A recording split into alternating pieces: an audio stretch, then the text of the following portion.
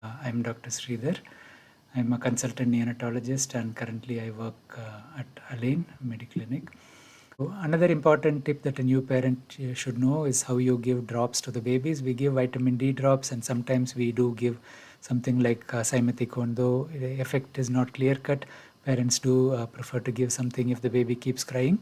So the drops has to be directed to the side of the cheeks. Don't drop directly back, as the baby may not be expecting it and they may choke on the drops. Once you drip it slowly, the baby tastes it and they start swallowing. So then you proceed with giving the drops. Be careful about the dose of vitamin D. There are many preparations in the market which are concentrated.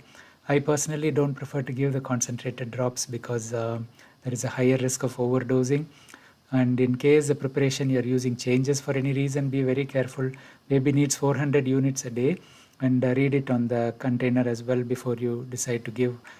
So the 400 units is usually achieved in 1 ml, but if it's a concentrated drops, that is achieved in 1 to 2 drops. And if you give 1 ml of that solution, it's a very high dose. And vitamin D at a high dose can be toxic. It leads to high calcium levels in the blood.